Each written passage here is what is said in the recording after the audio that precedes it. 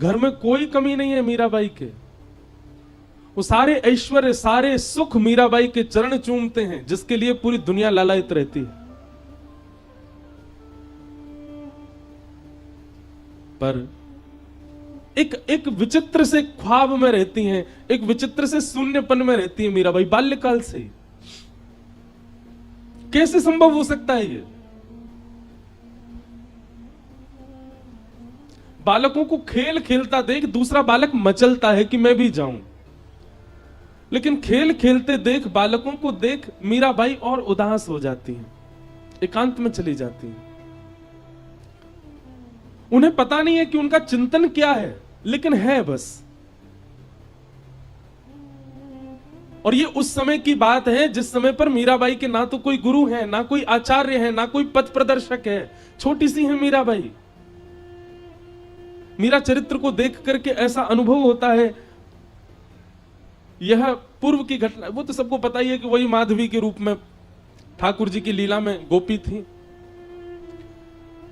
पर यह बात प्रमाणित मान लीजिए, अपने संपूर्ण जीवन काल में, हम गर्जना करते हुए अपनी सारी कथा में कहते हैं, संपूर्ण जीवन काल में एक बार भी भूल से ही सही श्री कृष्ण यदि प्रिय लग गए हों आपको, तो यह मान लीजिएगा कि आपका कोई पूर्व संबंध तो है उनसे। बाबा, हम आप तो उनमें ही लगे हुए हैं। कई लोग कह रहे हैं, महाराज जी आके बोले इंद्रेश जी ना सो रहे हैं, ना सोन दे रहे हैं किसी को। मैंने तो रोके ना है, आप जाओ सो जाओ। और कल तो भावों की तरंग खूब उठ रही थी, लेकिन लाल जी की इच्छा जैसी रही। नहीं तो कल तो महाराज जी 5 रास के वर्णन करने थे, तो मैंने की 7 तो यहीं बज जाएंगे, 7, 8, 9 बज। एक ही रास जल विहार को यदि प्रसंग छेड़ देते ठाकुर जी के, तो वही में ही निकल जाना हो पूरा समय। हमने तो रोके नहीं आप लोग, और ना हमने ज्यादा किसी को कही कि आओ, लेकिन आप सब एक रस, एक स्थिरता में सब बैठे थे। इतनी संख्या में कल वहां लोग आए हुए थे। और जब कथा चल रही थी तो नेत्र बंद करके मैं बोल रहा था, तो मुझे ये लग ही नहीं रहा था कि इतने लोग बैठे होंगे। बिल्कुल शांत मुद्रा में सब बैठे हैं। इस बात का प्रमाण है कि आप कभी ना कभी ठाकुर जी से मिले तो हो, कभी को संबंध तो है। कई जन्मों से बुला रहे हो, कोई तो नाता जरूर होगा। नजरों से नजरें मिला ना पाऊं, मेरी नजर का कसूर होगा। दिशा हम सबकी निश्चित है, बस उस दिशा में बैठाने वाला एक सदगुरु चाहिए। उस दिशा की तरफ मोड़ देने वाला एक पथ प्रदर्शक चाहिए। रास्ता तो है, बस रास्ता दिखे इस घनघोर अंधियारे में, उसके लिए एक प्रकाश चाहिए। संसार के विषय रूपी अंधेरे में हम सब हैं, पथ हमारे सामने है, पर हम चल नहीं पा रहे। क्यों? क्योंकि प्रकाश नहीं है, गुरु जीवन में नहीं। मीराबाई शून्य रहती हैं, ना जाने किस चिंतन में रहती हैं। परिवार के लोग मीराबाई के सौंदर्य को देख करके आश्चर्यचकित होते हैं, पर उनकी स्थिति को देख करके और घनघोर चिंतन में चले जाते हैं। ये कैसी कन्या है, ना इसका खेल में रुचि, ना खिलौना खेलती है, ना खेल के साथ खेलती, कुछ नहीं करती, बस बैठी रहती है। और हां, जब मेड़ता में कोई संत आते, जब मेड़ता में कोई वैष्णव आते, जब मेड़ता में कोई ब्रजवासी आते, जब मेड़ता में कोई वैष्णव संत ब्रजवासी ना भी हो, गलती से तिलक लगा के आ जाते, मीराबाई ऐसी मचल जाती मानो जैसे कोई अपना आ गया हो। बंधुओं, ये कुछ अनुभव हैं, ये कुछ क्या बोलते हैं, सिम्टम्स हैं वैष्णवता चित्त में पूर्व जन्म से। देखो, भक्ति के मार्ग पर 2 प्रकार से लोग आते हैं। या तो पूर्व के भक्ति भाव संचित हो तो इस जन्म में आपके चित्त में भक्ति आ जाती है, या फिर इस जीवन काल में कोई ऐसी ठोकर आपके जीवन में लगती है कि उसके कारण आपके जीवन में भक्ति आ जाती है। तीसरा भक्ति का आने का कोई और प्रकार है ही नहीं। या तो पूर्व जन्म का कुछ संचित आपका भजन रह चुका है, इसलिए वो इस जन्म में आप कर रहे हो, या फिर आपके जीवन में ऐसी एक रुकावट आ चुकी है, ऐसी एक ठोकर पड़ी है, ऐसा ऐसा ऐसा कुछ ठाकुर जी ने कर दिया है कि बस अब सब भूल भाल करके विचलित होकर के अब ठाकुर जी की तरफ मुड़ गए हैं। बाकी तीसरे को कितनी भी जबरदस्ती कर लो, वो भक्ति पथ पर नहीं आ पाएगा। ये दो ही आ सकते हैं।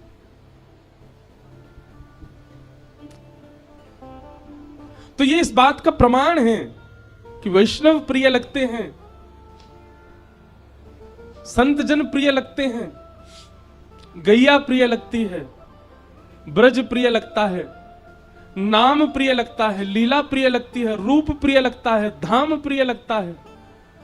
तो इस बात का प्रमाण है कि ठाकुर जी को आप प्रिय लगते हो, इसीलिए वो प्रियता उत्पन्न हो रही है।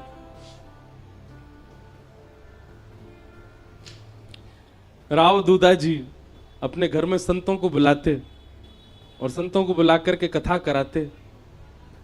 मीराबाई जाकर के, भैया यहां किसी से बोल दी उन्हें धीरे बोल लें।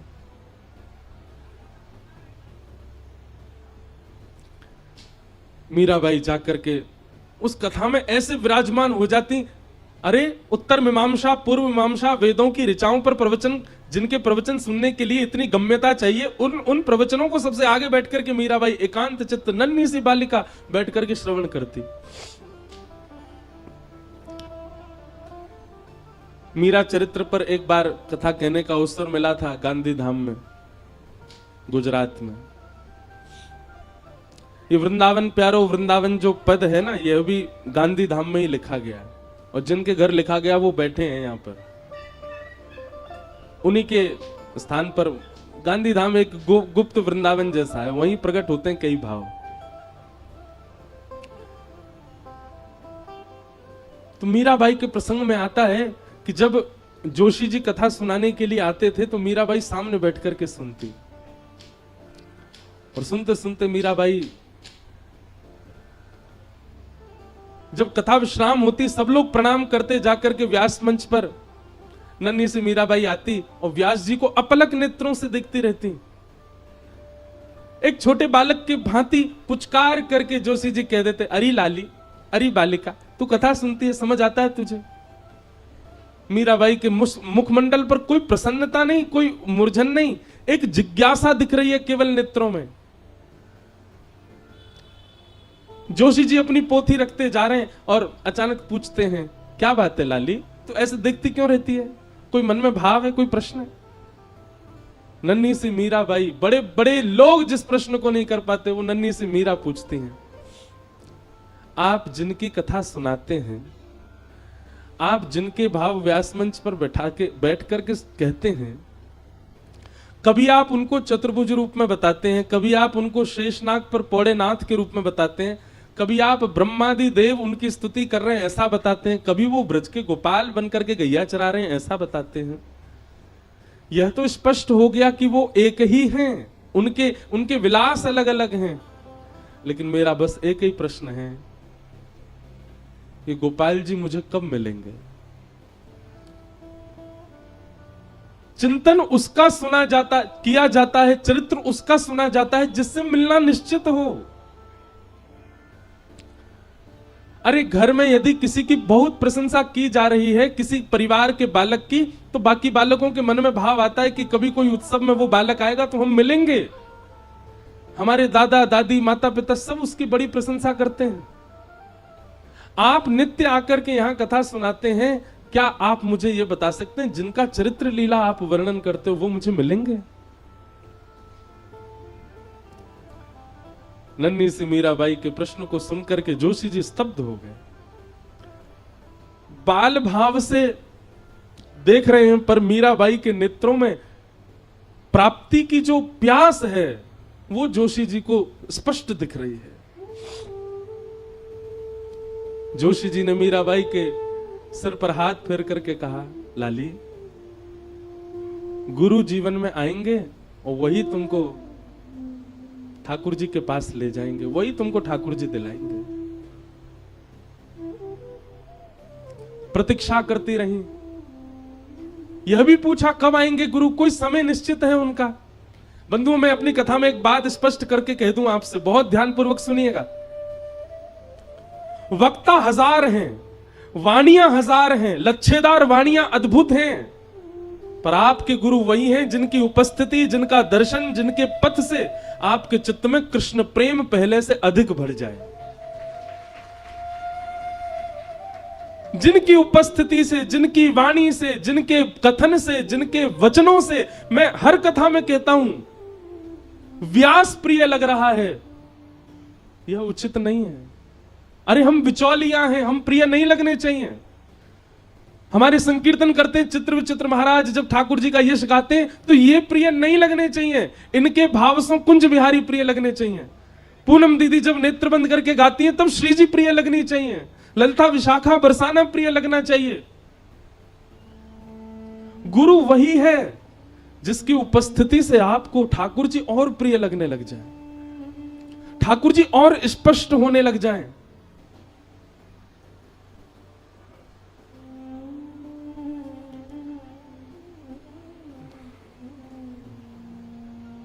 अरे दुनिया में बहुव्यंजन बनते हैं,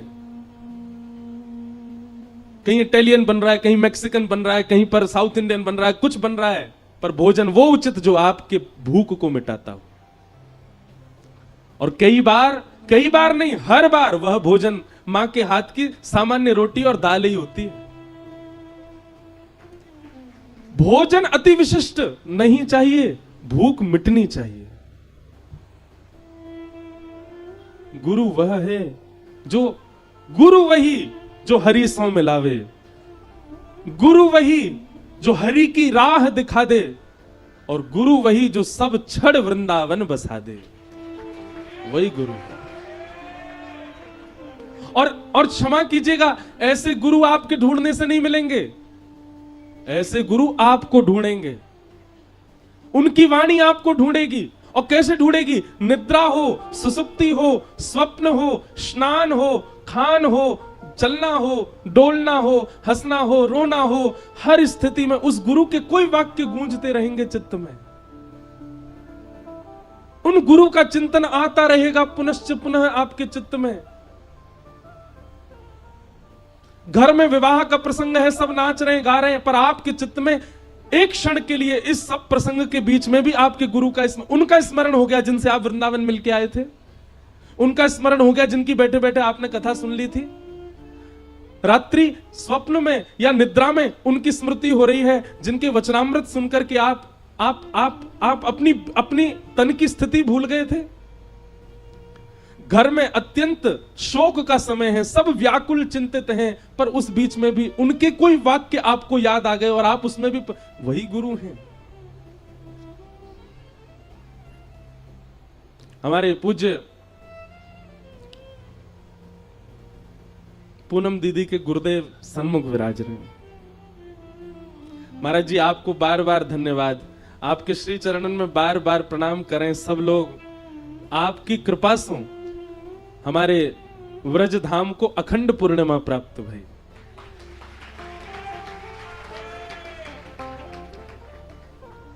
महाराज जी सामान्य, महाराज मैं पहले दिना कथा करके जब नीचे उतरो, महाराज जी को प्रणाम करके गए। दूसरे दिना जब कथा करके गए, महाराज जी ने मुंह को गले से लगायो और गले लगा के मुझसे बोले, मुझे दक्षिणा दे दी महाराज जी ने। महाराज जी बोले, मैंने कथाएं बहुत सुनी, मैंने कथाएं बहुत कही, पर आपकी कथा से कृष्ण प्रिय लग रहे हैं और प्रिय लग रहे हैं।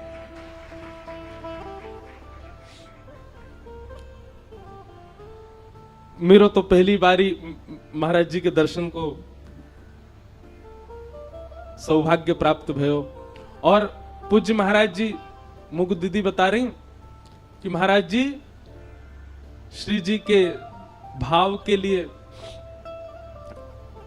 खूब वो समय कैसा रहे होगा महाराज जी, जब किशोरी जी को प्रसन्न करने के लिए जब नृत्य करते होंगे, उनके सामने भाव गायो करते होंगे। महाराज जी के चरणन की नूपुर की जो ध्वनि हती, उनमें से एक ध्वनि श्री पूर्णिमा जी हमको प्राप्त भय गई। ऐसे हमारे पूज्य श्री महाराज जी को तो नाम अद्भुत है, पर आपको जो निकुंज को नाम है श्री रंगीली सखी पूज्य महाराज जी, आपने ही हमारी दीदी को ऐसो बैठा दियो कि अब इनको श्री जी दिखे सब जगह। हम दीदी की प्रशंसा नहीं कर रहे हैं उनके मुख पे, पर मैं आज आपसे भी कक्ष में कह रहा था कि ठाकुर जी ने अपने भक्तों के जितने लक्षण बताए वो सारे लक्षण दीदी में घटते हैं। ताली मत बजाओ, सुनो, और ने ये प्रयास करो कि ये भाव हम में भी आवे। ठाकुर जी से किसी ने कहा, आपकी महिमा तो सब बताते हैं, आपका रूप तो सब बताते हैं, आपके भक्तों का रूप आप बताओ। ठाकुर जी बोले, सुनो, वाग्गदगदा द्रवते यस्य चित्तम रुदत्य भिक्षणं हसति क्वचिच्च विलज्ज उद्गायत नृत्यते च मद्भक्ति युक्तो भुवनम पुनातु। भगवान कह रहे हैं पहला लक्षण क्या है? बोलते बोलते बोलते जिसका गला रुक जाता हो। किसी ने पूछा क्या हो गया? श्री जी की कृपा की स्मृति आ गई, ठाकुर जी की कोई लीला याद आ गई, कंठ अवरुद्ध हो गया। भगवान कहते हैं बोलते बोलते जिसका गला भर आता हो, मेरे भक्त का पहला लक्षण। द्रवते यस्य चित्तम, जिसका चित्त मेरी लीला का कोई किंचित मात्र भाव कह दे, जिसका चित्त उसमें ही भर आता हो, मेरे भक्त का दूसरा लक्षण। और रुदत्य भिक्षणम,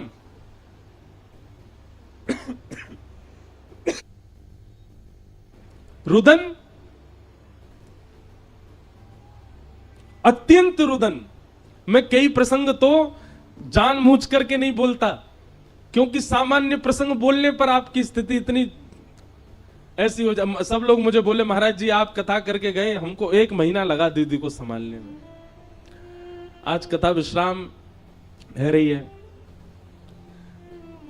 कल मोकू भोपाल निकलना है। अब मैं इस असमंजस में हूं कि मैं कैसे जाऊं गिरिराज जी से। क्यों? क्योंकि गए हो तो दीदी तो बहुत व्याकुल है। रुदत्य भिक्षणम, ठाकुर जी कह रहे हैं, और फिर हसित रुदत्य भिक्षणम हसती क्वचिच्च। और एक बात याद रखना, बहुत भाव में रहने वाला, बहुत कृष्ण विरह में रुदन करने वाला, वो हंसता भी बहुत है। जब हंसी में आता होगा तो भाई कोई रोक ना पाता होगा। हसती क्वचिच्च। और तीसरा 1 2 3 4 लक्षण हो गए। 5वां लक्षण ठाकुर जी कह रहे हैं, विलज्ज उद्गायत नृत्यते च। निर्लज्ज होकर के, विलज्ज होकर के जो मेरा संकीर्तन करता हो, और जब नृत्य करने पर आवे तो यह भी विचार ना करे कि कौन देख रहा है, कहां से मेरे वस्त्र उधर रहे हैं, कहां क्या मैं क्या नृत्य कर रहा हूं, मेरे रूप की भंगिमा कैसी बन रही है, मेरे केश खुल रहे हैं, ये सब विचार भी उसको ना होता हो। भगवान कहते हैं ये लक्षण जिसमें हूं मद्भक्ति युक्त हो, वो मेरा भक्त है। और ये सारे लक्षण हमारी पूनम दीदी में दिखाई देते हैं।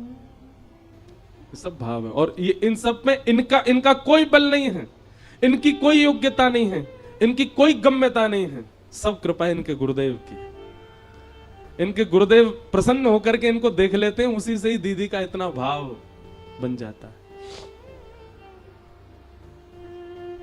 मीराबाई को भी यह प्रतीक्षा है कि मेरे गुरु कब आएंगे। और तभी आगमन हुआ आपके नगर में श्री रैदास जी का। प्रवचन कर रहे हैं व्यास मंच पर बैठ करके, और बगल में जैसे कल गिरधर लाल जी बैठे थे, ऐसे ही एक आसन के ऊपर उनके श्री ठाकुर जी गिरधर गोपाल बैठे हैं।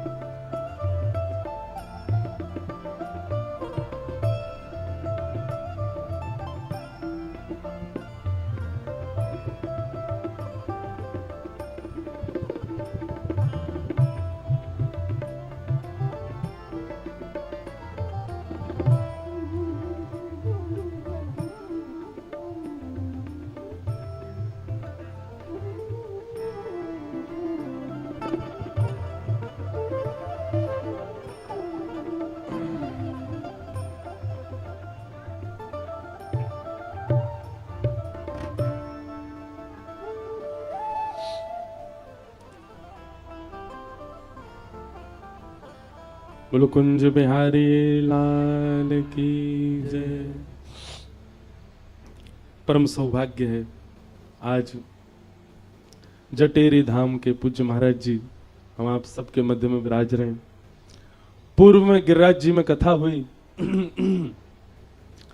तो महाराज जी उसमें पधारे और महाराज जी ने ऐसी अद्भुत रुद्र वीणा से पूरी कथा को आनंदित किया। आज पूज्य महाराज जी पुनः पधारे, आपके श्री चरणों में बारंबार प्रणाम। ले मीरा है गिरधर तेरा। यहां मीराबाई के गुरुजी पधारे हैं और तभी व्यास मंच पर पूज्य महाराज जी पधारे हैं। देखो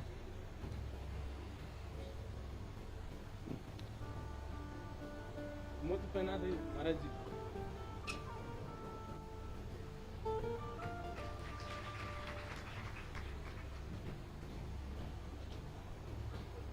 हमारी ललिता जी है ना निकुंज में, ललिता जी जिनके अवतार हमारे स्वामी श्री हरदास जी महाराज हुए। किशोरी जी की सखीन में ललिता जी बड़ी भोरी हैं, बहुत सीधी। किशोरी जी से वो ज्यादा भोरी हैं।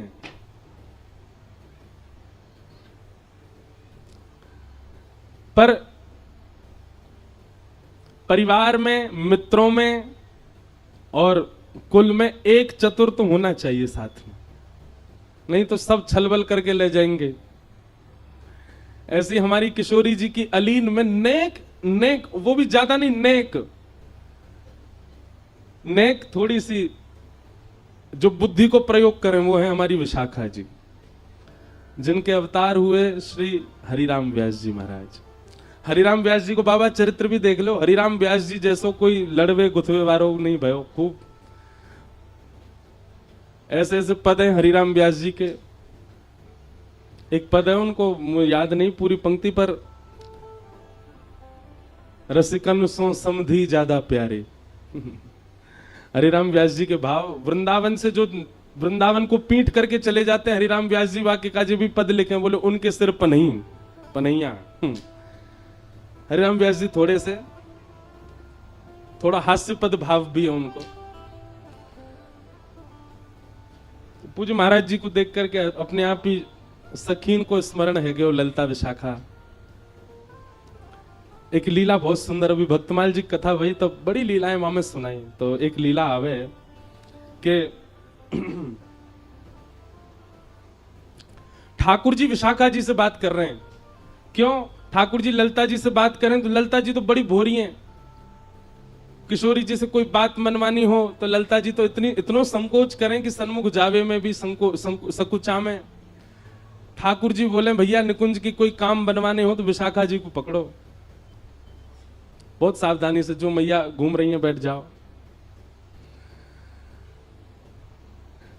ठाकुर जी बोले किशोरी जी से, विशाखा जी से, विशाखा जी श्री जी को एक समझाओ आप। विशाखा जी बोले कहा भाई? बोले हर रोज मान करें, इतनो मान करें मुंह पे रोज रूठ जाए मोते। अरे मैं इतनो लाड़ लो लाल अपने नंद यशोदा को, पलकन में रखे मुझे को यशोदा मैया नंद बाबा, पूरे नंद भवन में सब मेरी आज्ञा ऐसो माने, लाला कहे और हम करें। ऐसो लाड़ चाव को जोड़ा में, ठाकुर जी अपनी स्थिति बता रहे हैं। पर निकुंज में आती ऐसो है जाऊं मेरी कोई कदर ही ना है, कितनों श्रृंगार करके आ जाऊं श्री जी तो नाराज है जाए। काय बात ते नाराज है गई है? बोले मैंने तो आज विचार किया कि आप नील वर्ण पहन के आओगे, आप पीत वर्ण कैसे पहने आए? ठाकुर जी बोले कई अब हर बार विचार मिले पर कभी कभी ना भी मिले, पर श्री जी तो मान कर ले। एक दिन श्री जी यह बात सो रूठ गई कि ये नीली मणि पहन के आए, वहां में कोई गोपी दिख रही है। अंत में पता चली वो श्री जी ही दिख रही, अपनों ही प्रतिबिंब देख के गुस्सा है गई जी कौन गोपी बैठी है जा में। हे विशाखा जी तुम श्री जी को समझाओ, बहुत मान करें। वैसे एक बात कहूं, ठाकुर जी यूं कहते जा रहे हैं, अच्छा तो लगे मुझको जी मान कर ले, मैं मनाऊं इनको, वैसे तो लीला को पूरा श्रृंगार बने, पर कभी कभी तो अवकाश होना चाहिए ना, जरूर रोज ही मान करें।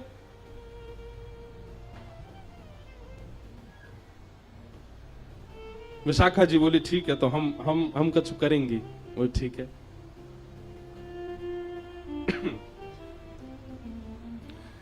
तो आज निकुंज में सब अली खड़ी हैं, सब सहचरियां खड़ी हैं, सब बहुत बढ़िया कछु आनंद ऐसो कछु राग गायो गयो, ऐसी कोई लीला करी गई कि वासों श्री जी बड़ी प्रसन्न है गए।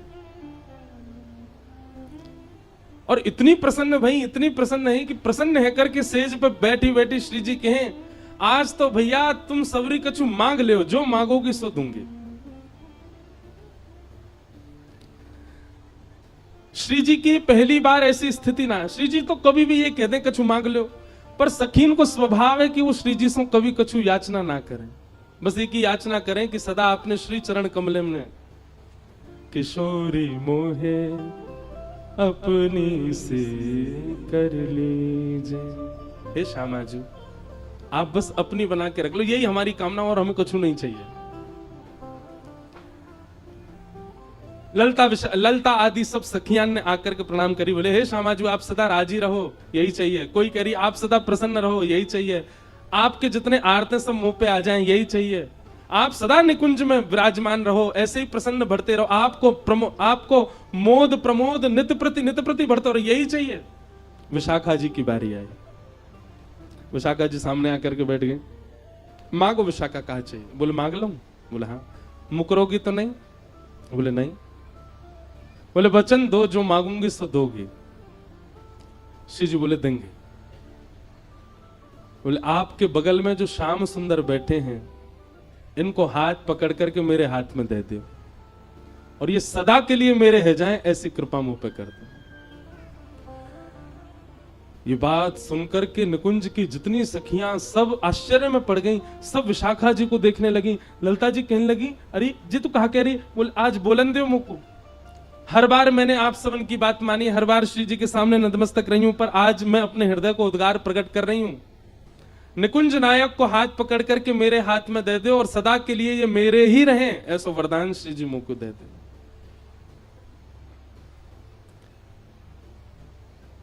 श्री जी स्तब्ध हो गए। तुरंत अपने आसन से खड़ी है गई, और बगल में विराज रहे श्याम सुंदर भी अपना हाथ खींच रहे हैं। और विशाखा जी से कह रहे हैं, अरे विशाखा जी ये सब करवे की थोड़ी कही मैंने, जी कहा कर रही हो आप? विशाखा जी बोली, तुम शांत रहो, तुम्हारी बात नहीं जी, मैं अपने मन के भाव कह रही हूं। किशोरी जी ने तुरंत हाथ पकड़ करके विशाखा जी के हाथ में दे दियो, और विशाखा जी को उठा करके निकुंज के सिंहासन पर बिठा दियो, और स्वयं चमर लेकर के डुराने लगी। क्यों? निकुंज नायक के बगल में जो उनकी बैठे वही निकुंज की नायिका है। ये दृश्य देख करके, यह छवि देख करके सब सखियां रुदन करने लगी। अरे विशाखा जी तू कैसी लीला कर रही है? तू कहां कर रही है? तू स्वामिनी जी को श्रम दे रही है। सब बोलते रहे, पर विशाखा जी तुरंत बैठ गई ठाकुर जी को हाथ पकड़ के, और जैसे सिंहासन पर बैठी, सिंहासन पर बैठ करके श्री जी की अदा में विशाखा जी बोल रही हैं, आज मैं अति प्रसन्न हूं, निकुंज की सब सखीन को कछु देनो चाहूं। सब सखियां नंबर से आ रही हैं, विशाखा जी सबको कछु ना कछु प्रदान करती जा रही हैं। चमर डोरा रही, श्री जी के हाथ पकड़े और के सन्मुख आई। सन्मुख आकर के श्री जी से कही, मैं आपसे बड़ी प्रसन्न हूं। अब निकुंज की नायिका बन गई ना, या हमारी याद तरीका के शब्द बोल रही हैं। मैं आपसे बड़ी प्रसन्न हूं, आपने प्रसन्न है करके जिनको मुंह को दान किया है, अब वो वस्तु मेरी है चुकी है। मतलब श्री कृष्ण को दान आपने मुंह को किया, अब ये मेरी वस्तु है, और इस समय मैं निकुंज की नायिका हूं, तो या भाव से मैं अपनी वस्तु आपको प्रदान कर रही हूं। सदा इनको ध्यान रखियो, कभी कोई आंच इनके ऊपर नहीं आवे। और मेरी आपसे एक ही इच्छा है, कहा मेरी वस्तु जो मैं आपको प्रदान कर रही हूं, इन पर कभी मान मत करियो। मेरी वस्तु है, मेरी वस्तु पे आप मान कैसे कर सको? विशाखा जी चाहती तो सीधी किशोरी जी से प्रार्थना कर लेती कि आप ठाकुर जी पे मान मत करो, पर ये विशाखा जी ने ऐसी लीला करी कि सिंहासन पर बैठ के ठाकुर जी अपने कर ली, और अपने करके अब किशोरी जी से कह रही हैं, अब मैं अपनी वस्तु आपको दे रही हूं, तो दूसरे की वस्तु पे मान करने को अधिकार नहीं है। हे किशोरी जी, मैं अपनी हृदय की वस्तु जो आपने मुझको दी वही मैं आपको प्रदान कर रही हूं, मेरी वस्तु को ध्यान रखियो, और आपको हर भाव को अधिकार है, पर अब मान मत करिए। मेरी वस्तु पे मान मत करियो। कावदना मुझको पता नहीं चल जाए कि श्याम सुंदर आज रूठे बैठे। किशोरी जी ने विशाखा जी को हृदय से लगा लियो। इतने में ही देखे सिंहासन पर ठाकुर जी कहाँ गए, नीचे देखी तो पौड़े हुए चरणन में। जय हो विशाखा जी, बढ़िया तुम तो बात करी। मैंने कहा लीला रचाई तुमने, ऐसा करके अरे सीधे ही कर देती, पर नहीं, आपकी बुद्धि को प्रणाम है। पहले मैं अपनों कर लियो, अपनों करके फिर किशोरी जी को देके कह रही अब इन पर मान मत करियो, जो मेरे वस्तु है। ऐसे सखीन को हम प्रणाम करें, ऐसी गोपीन को हम प्रणाम करें, जिन्होंने ठाकुर जी अपने वश में कर लिए। महाराज जी को देख के अचानक स्मृति सी आई कि सखीन को प्रणाम कर लियो जाए। तो मैं निवेदन कर रहे हो भैया कि गोपी भाव यानी कि वह प्रेम की स्थिति, जिस प्रेम की स्थिति की गम्यता में हम विचार भी नहीं कर सकते, वह प्रदान करने की सामर्थ्य ना ही किसी यज्ञ में है, ना ही किसी तप में है, ना ही किसी जप में है, ना ही ब्रजवास में है, ना ही दुनिया भर के सब क्रियाकलापों में है। वह गोपी प्रेम भाव देने की क्षमता केवल और केवल गुरु कृपा में। गुरु कृपा यदि कर दें तो वह हो सकता है। आप कहेंगे गोपियों के कौन गुरु हैं? साक्षात श्री किशोरी जी। किशोरी जी की कृपा से गोपियों को श्री कृष्ण प्राप्त हुए हैं। बिना, कल कथा में श्रवण कर रहे थे रास पंचाध्याय में, अंतर ध्यान हो गए ठाकुर जी। तो बिना गुरु के ठाकुर जी मिलेंगे तो अंतर ध्यान ही रह जाएंगे। तब गुरु शरण में जानो पड़ेगा और गुरु कृपा करके कछु ऐसा करवाएंगे, कछु ऐसी योजना बनाएंगे। अरे गुरु सामान्य से सामान्य नियम बता दे, वाकु भी अपने सिरोधार्य करके पालन करो। किशोरी जी की कृपा से गोपीन को ठाकुर जी प्राप्त भये। रैदास आए और आकर के कथा श्रवण करा रहे थे। मीराबाई सामने बैठ करके श्रवण कर रही हैं और तभी दृष्टि पड़ी बगल में विराज रहे ठाकुर जी के ऊपर। गिरधर छवि देख करके एक भुजा ऊंची, दूसरी भुजा कटी भाग पर, नीचे नेत्र हैं और नाग दमन, इंद्र दमन, देव दमन, 3 दमन ठाकुर जी हैं श्री श्रीनाथ जी। और इस छवि को जब देखा मीराबाई के नेत्र बंद हो गए। कथा में बैठे बैठे मानो पूर्ण स्मृति उनके हृदय में जागृत हो गई। सब ब्रजवासी 56 भोग बना रहे हैं, अपनी अपनी बैलगाड़ी में धारण करके गिरिराज जी पर लेकर के जा रहे हैं। और इन्हीं ब्रजवासी में एक गोपी माधवी भी जा रही है। ठाकुर जी के दर्शन की लालसा चित्त में उत्पन्न हो गई है। इंद्र ने मेघमालान की वर्षा करके ऐसी मूसलाधार बारिश करी कि श्री ठाकुर जी ने अपनी दोनों भुजाओं से गिरिराज जी उठा करके अपने बाम हस्त की कन्नी उंगली पर धारण कर लिए। त्रिभंग लली श्याम सुंदर गिरिराज धारण करके खड़े हैं। लाखों ब्रजवासी चारों ओर खड़े हैं छड़ी लगा करके।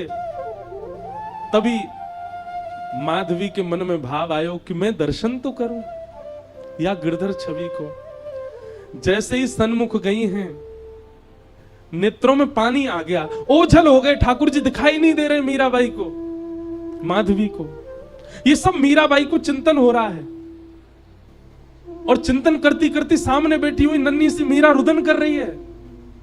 रोते विलखते गई है ठाकुर जी के पास। मुझे आप दिख नहीं रहे हो नाथ, आपकी आकृति अनुभव हो रही है पर आपका रूप दिख नहीं रहा है, कृपा करो मुझे दिखाइए ना आपका रूप।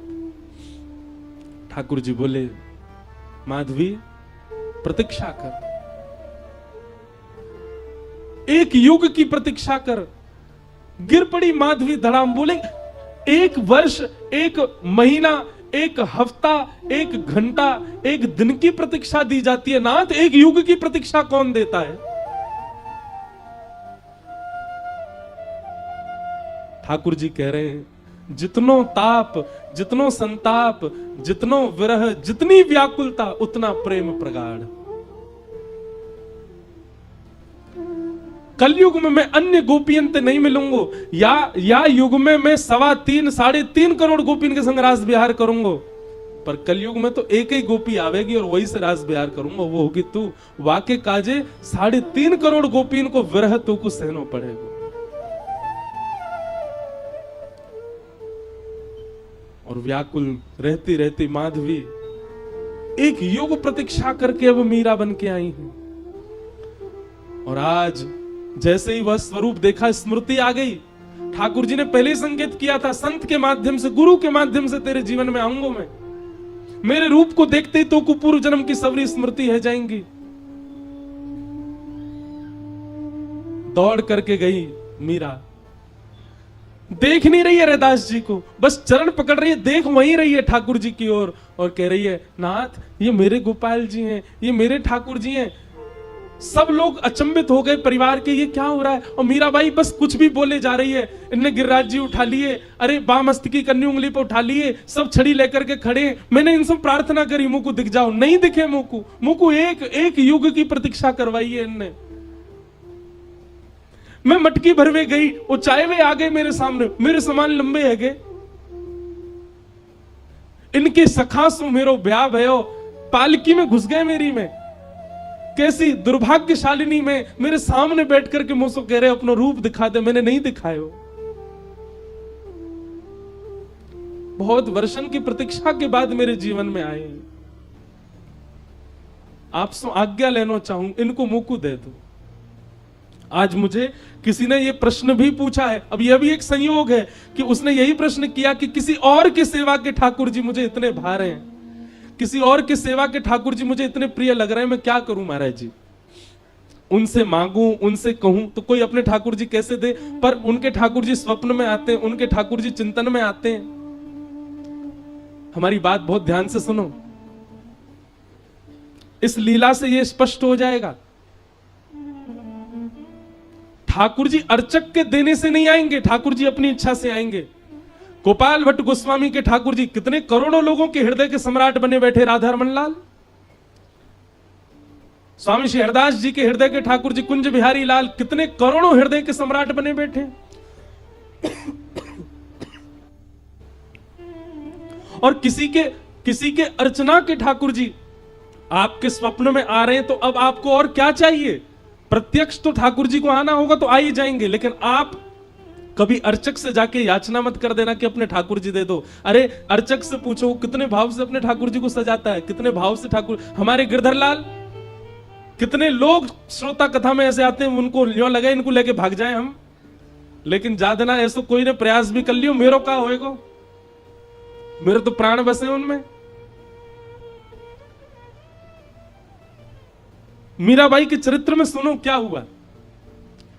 यहां रैदास जी रो रहे हैं, अरे कोई या कुछ संभालो, बालिका को जी कहा कह रही है, मेरे गोपाल जी को यूं कह रही है मेरे हैं।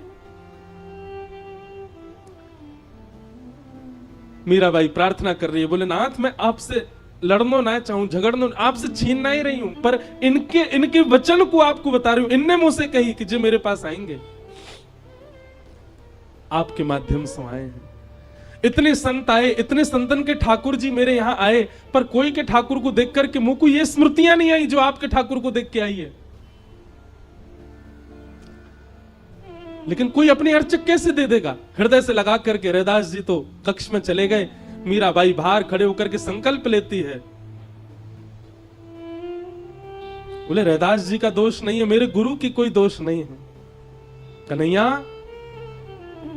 अब तुम्हारी इच्छा जाननी है, यदि वास्तव में आप मुझसे प्रेम करते हैं तो आप मेरे पास आएंगे, और केवल 3 दिन का समय दे रही हूं। 3 दिन में आप आ गए तो मान जाऊंगे कि आप मुझसे प्रेम करते थे, आपका जो वचन था वो सत्य था। और 3 दिन में यदि आप नहीं आए तो फिर जो होगा वो मुझे स्वीकार है, अगर मेरे प्राण भी निकल जाएं तो मुझे स्वीकार है।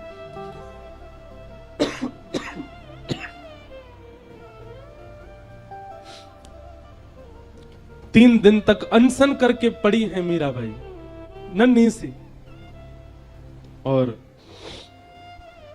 रैदास जी की सेवा में क्या हो रहा है, बार बार सेवा करते करते कभी वंशी जी गिर जाती हैं, कभी मुकुट उतर जाता है, कभी मालाएं गिरने लगती हैं। रैदास जी भी मनी मन संकुचित हो रहे हैं और ठाकुर जी से कह रहे हैं लाल जी कहीं ऐसा तो नहीं कि आपकी भी इच्छा है उस बालिका के पास जाने की। रात्रि में शयन कराया ठाकुर जी को, ठाकुर जी स्वप्न में प्रकट हो गए रैदास जी के, और प्रकट होकर के कहते हैं, बोले बाबा आपकी सेवा से मैं बड़ा प्रसन्न हूं, पर अब प्रत्यक्ष सेवा की मेरी इच्छा मीराबाई से है। आप कृपा करेंगे तो या विश्व को या जगत को एक प्रेम की ध्वजा प्राप्त होगी। रही बात आपकी, तो मैं आपके चित्त में सदा रहूंगा। जब जब नेत्र बंद करोगे तब तब मेरा प्रत्यक्ष दर्शन करोगे। पर अभी मैं आपसे चाहूं कि आप अपनी सेवा अब मीरा को प्रदान करो। बहुत रोए रैदास, ठाकुर जी के चरणों में बिलक बिलक करके रोए, नाथ मुझसे कोई त्रुटि भई हो तो क्षमा करो। और अपने ठाकुर जी को हृदय से लगा के इतने वर्षों से कर रहे सेवा, निकल दिए मीराबाई के पास। अचेत अवस्था में पड़ी है मीराबाई, अन्न जल त्याग करके पड़ी हैं। और तब अपने ठाकुर जी ले जाकर के मीराबाई के कक्ष में गाया, ले मीरा है गिरधर तेरा, ले मीरा है,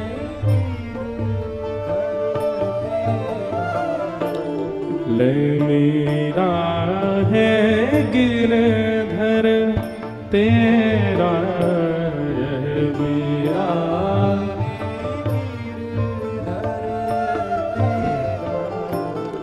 ले मीरा है गिरधर तेरा। सब गाओ।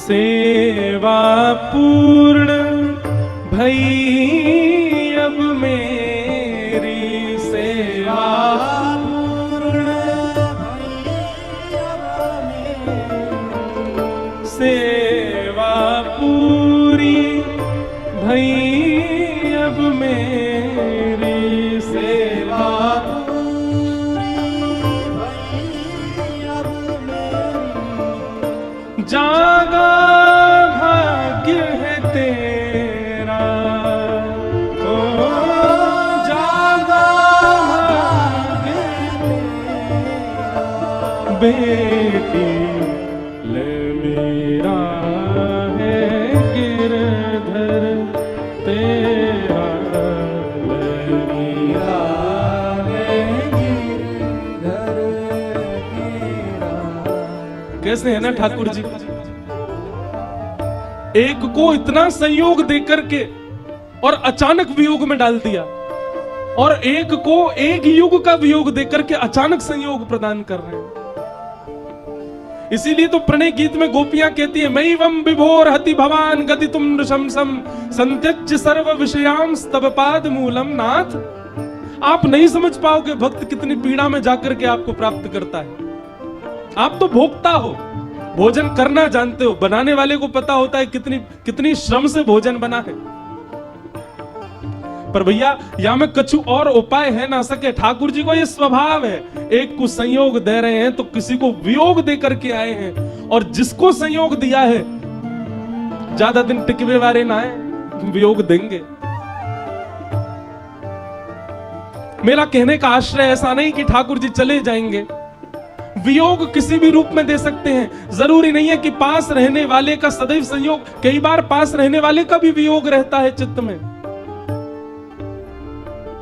सेवा बड़े भाव सो करियो, सेवा बड़े भाव से करियो। मीराबाई को समझा रहे हैं, सेवा बड़े भाव सो करियो, सेवा बड़े भाव से करियो। नैन लगइयो नेहा, ओ नैन लगइयो बेटी ले मीरा है गिरधर तेरा, ये मीरा है गिरधर ले मीरा है गिरधर तेरा, ले मीरा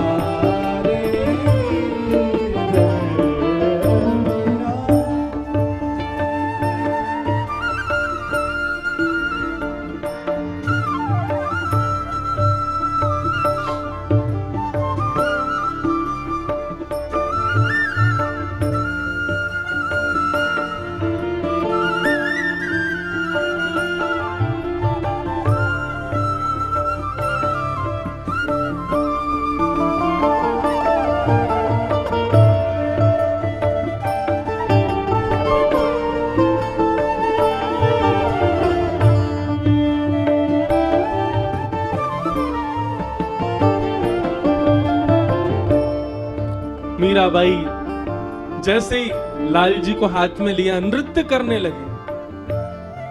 एक ही कक्ष में, एक ही छत के नीचे संयोग वियोग एक साथ दिखाई दे रहे हैं। मीराबाई नाच रही है और श्री रैदास जी बस अपने नेत्र बंद करके अविरल अश्रुधार बहा रहे हैं, रुदन कर रहे हैं। तभी मीराबाई को थोड़ा मन में भाव उत्पन्न हुआ, संभालने के लिए गई थोड़ा उनके पास में, बोले बाबा आप इतना रो मत, आप इतने व्याकुल मत हो, मैं सह लूंगी विरह वेदना, मैं पीड़ा सह लूंगी, पर आप ऐसे मत रहो। अगर आपको लगे कि ये उचित नहीं तो आप श्री ठाकुर जी की सेवा करो, पर मेरी स्थिति तो ये कि मैं विरह सहवे लायक अब हूं नहीं, प्राण ही निकलेंगे मेरे तो। रैदास जी कहते नहीं, सो ही सुहागन प्रिय जाहि रीझे,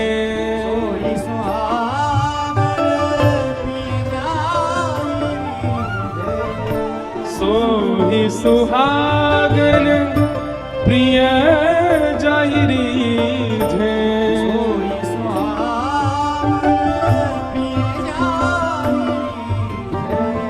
कैसा तेरा मेरा,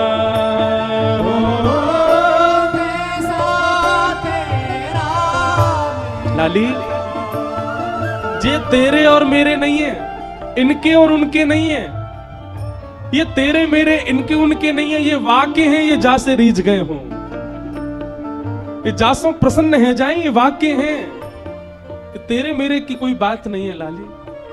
सो ही सुहा